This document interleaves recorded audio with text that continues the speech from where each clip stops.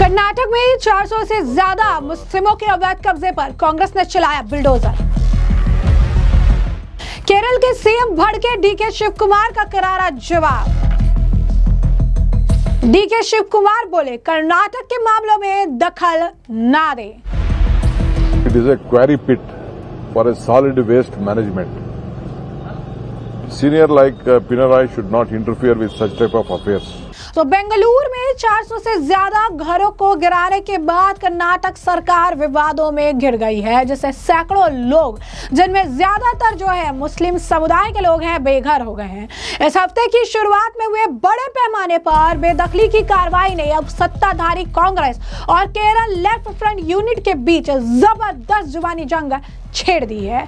बता दें आपको कि 22 दिसंबर को सुबह 4 बजे कोगिलू गांव के फकीर कॉलोनी और वसीम लेआउट में तोड़फोड़ की गई और यह भी देखने के लिए मिली जारी, जिससे करीब 400 परिवार बेघर हो गए। ये कार्रवाई ऐसे वक्त की गई जब शहर के साल की सबसे ज्यादा ठंड पड़ रही है।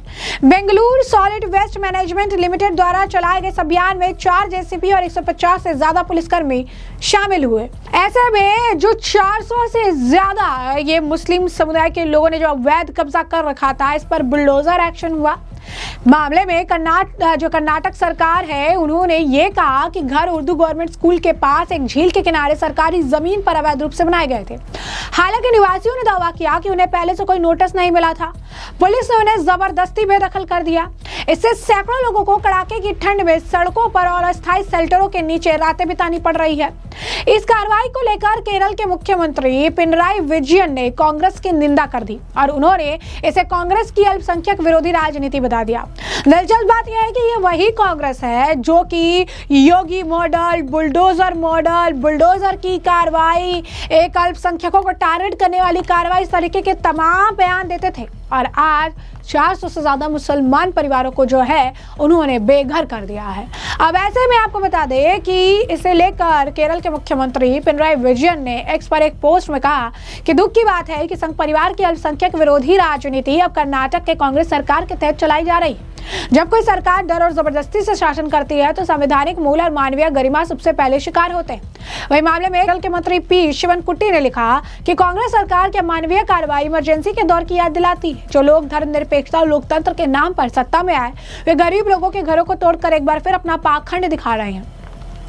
जिसके बाद इस मामले को लेकर कर्नाटक के उप मुख्यमंत्री डीके शिव कुमार भड़क गए और उन्होंने केरल के मुख्यमंत्री को बिना तथ्य जाने बेंगलुरु में अतिक्रमण भूमि से जबरन निकासी को लेकर अनुचित हस्तक्षेप करने का आरोप लगा दिया। सदाशिव नगर स्थित अपने निवास पर मीडिया कर्मियों से बातचीत करते हुए शिव कुमार ने यह कह दिया कि दुखद है कि वरिष्ठ नेता जैसे पिनराई विजयन ने बिना मामले की पूरी जानकारी लिए इस पर टिप्पणी की। जिस भूमि को साफ किया गया वह एक ठोस कचरा गड्ढा था, जिससे इलाके में स्वास्थ्य संबंधित कई समस्याएं पैदा हो रही थी। हमने मानवता दिखाते हुए इन्हें दूसरी जगह जाने का अवसर भी जो है दिया था। ऐसे मामलों में बाहरी नेताओं को दखल नहीं देना चाहिए। Some people they have encroached. It is a waste dump site which was for putting this waste. It is a quarry pit. It is a very dangerous place where a lot of health hazards are there, and there illegally they have tried to occupy it. Some land grabbers. The government and our local MLA also insisted it is very dangerous. We know that we have humanity. We are ready to give them. We have given them opportunity to go to their some new places. They have encroached. All of a sudden they have encroached. None of them are.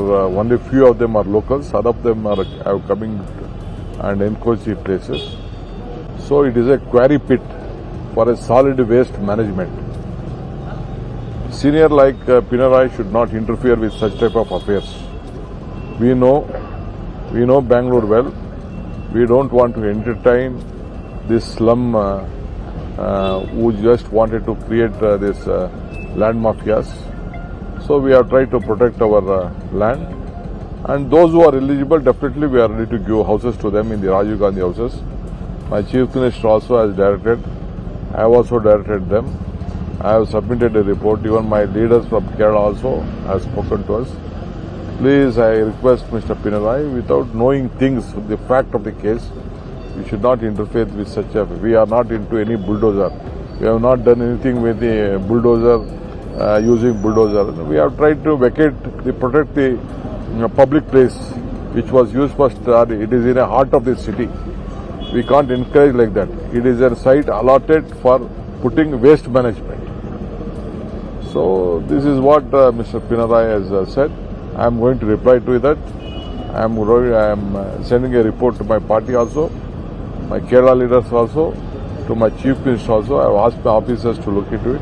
It is a routine things which take place in Bangalore city. उन्होंने आगे कहा कि भूमि mafia बाद में जमीन पर अवैध कब्जा करना चाहते हैं, हम इसे बर्दाश्त नहीं करेंगे। यदि यहाँ रहने वाले पात्र हैं तो उन्हें राजीव गांधी योजना के तहत मकान दिए जाएंगे। सरकारी जमीन पर किसी को कब्जा नहीं करने देंगे। शिव कुमार ने यह भी बताया कि बेंगलुरु अन्य शहरों की तरह झुग्गियों से भरा हुआ नहीं है और ये क्षेत्र कृष्णा बिरई गौड़ा का निर्वाचन क्षेत्र है, जिन्होंने अधिकारियों से बात की है। ये किसी अल्पसंख्यकों से संबंधित मामला नहीं। यदि कोई सचमुच प्रभावित है तो उसे अन्य तरह से आवास प्रदान किया जाएगा। मुख्यमंत्री और आवासीय मंत्री जिमी अहमद के नेतृत्व में हमारी सरकार ने राज्य के गरीबों के लिए लाखों मकान बनाए। पिनराई विजयन के बयान के बाद से हो रही कुछ प्रदर्शनों पर उन्होंने कहा कि हाँ, ये सभी राजनीतिक प्रेरित बयान है और विरोध प्रदर्शन है। इस मामले को लेकर जो है बीजेपी ने जमकर निशाना साधा। बीजेपी के जो नेता है शहजाद पूनावाला क्या कुछ कह रहे हैं, इस पर सुनिए। ये कैसा अलायंस है, इसको गठबंधन नहीं गांठबंधन कहते हैं। No mission no vision, only confusion, division and obsession, ambition for position.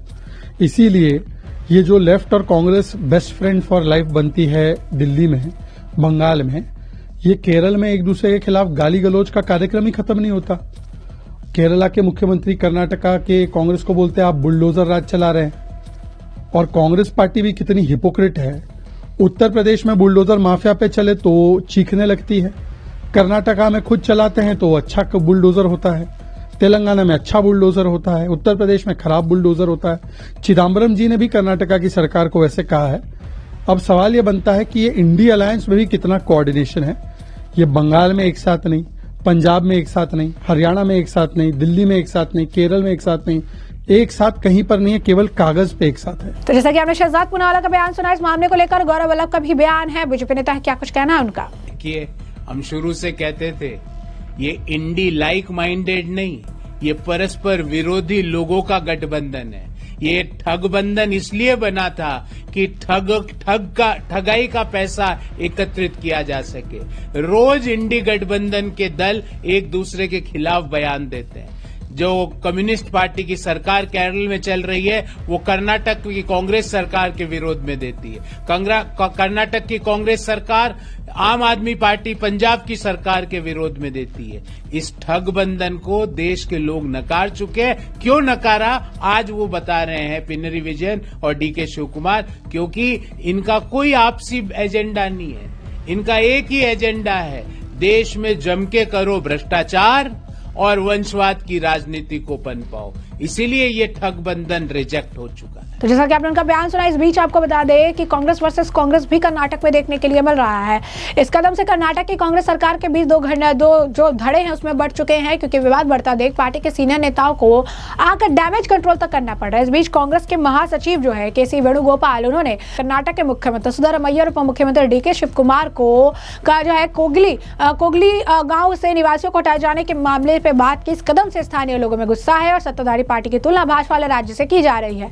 ये पार्टी के लिए काफी असहज करने वाला है। वेणुगोपाल ने कहा कि ऑल इंडिया कांग्रेस कमेटी इस बात से बहुत परेशान है कि ये काम कैसे किया गया। उन्होंने कहा कि ऐसे कामों में बहुत सावधानी, संवेदनशीलता, दया दिखाने की जरूरत है। फैसले लेते समय जो है इंसानी नुकसान को सबसे ऊपर रखा जाना चाहिए। इसके अनुसार सिद्धरामैया और शिव कुमार दोनों ने भरोसा दिलाया कि वे खुद प्रभावित परिवारों से मिलेंगे, शिकायत निवारण सिस्टम बनाएंगे और पुनर्वास और राहत सुरक्षित करेंगे। यानी सोचिए कि ये खुद बीजेपी को लेकर सवाल उठाते थे, तमाम चीजें कहते थे, और आज इसी बुलडोजर एक्शन को लेकर किस तरीके की बयानबाजी हो रही है। अमित मालविया ने इस मामले को लेकर पोस्ट किया, लिखा, पहले राजीव गांधी ने कर्नाटक के बड़े नेता वीरेंद्र पाटिल को सबके सामने बेइज्जत किया। अब दशकों बाद वही पैटर्न दोहराया जा रहा है। जब एआईसीसी के जनरल सेक्रेटरी के सी वेणुगोपाल मुख्यमंत्री सिद्धरामैया, उप मुख्यमंत्री डीके शिव कुमार को बता रहे हैं कि राज्य कैसे चलाना है। यह हैरानी की बात है कि कर्नाटक की जनता द्वारा चुने गए मुख्यमंत्री को दिल्ली में बैठे पार्टी के पदाधिकारी द्वारा सबके सामने फटकार लगाई जा रही है। अगर सभी फैसले राहुल गांधी के गुट से ही मंजूर करवाने हैं तो कर्नाटक की जनता द्वारा चुनी गई कैबिनेट की की जरूरत ही क्या है। ये हाई कमांड कल्चर सिर्फ कर्नाटक के नेतृत्व का अपमान नहीं, ये कर्नाटक की जनता का भी अपमान है। वहीं बीजेपी कर्नाटक ने भी इस पर प्रतिक्रिया देते हुए लिखा, कर्नाटक कौन चला रहा है, क्या ये सिद्धरामैया चला रहे हैं या केसी वेणुगोपाल। ये देखकर हैरानी होती है कि एक एआईसीसी महासचिव खुलेआम सीएम और डीसीएम को बता रही है कि राज्य का प्रशासन कैसे चलाना है। ये गवर्नेंस नहीं, ये दिल्ली का रिमोट कंट्रोल काम कर रहा है। जब सारे फैसले एआईसीसी ही अप्रूव करती है तो कैबिनेट रखने का क्या फायदा। Karnataka leader of opposition R Ashok ने लिखा कि कर्नाटक के प्रशासन में दखल देने वाले केसी वेणुगोपाल कौन होते हैं, क्या वो सुपर सीएम है या कांग्रेस हाईकमान को लगता है कि चुनी हुई राज्य सरकारें दिल्ली से इशारों पर चलती है। कर्नाटक पर संवैधानिक रूप से चुने गए मुख्यमंत्री और कैबिनेट का शासन है, न कि एआईसीसी महासचिव का। पार्टी की राय देना एक बात है, लेकिन राज्य सरकार पर नैतिक उपदेश देना और दबाव डालना सरासर हद पार करना और जो है संघवाद का अपमान है। इससे भी ज्यादा परेशान करने वाली बात ये दोहरापन है।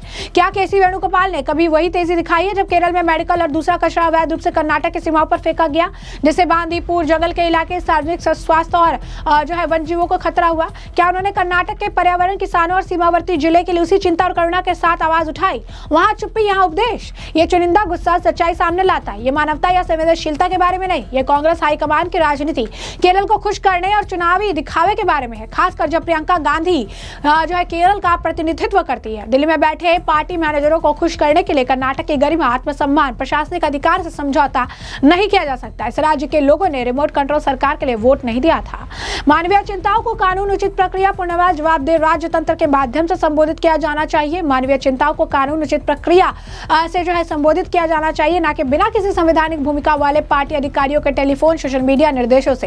कर्नाटक सम्मान, स्वयंता और ईमानदार शासन का हकदार है, न कि हाईकमान के नाटक का। कर्नाटक राहुल गांधी और उनके गुट की कॉलोनी नहीं है। तो अब देखिए किस तरीके से लोगों का गुस्सा फूट रहा है। सोशल मीडिया पर आम जनता ने भी इस मामले को लेकर जमकर लताड़ लगाई है। लगातार कमेंट्स किए जा रहे हैं, कहा जा रहा है डबल स्टैंडर्ड कांग्रेस का बेनकाब हो चुका है। तो ऐसे में हमने आपको पूरा मामला विस्तार से बताया। इस मामले पर अब आपकी जो है कमेंट सेक्शन में कमेंट करके जरूर से जरूर साझा करिएगा। धन्यवाद।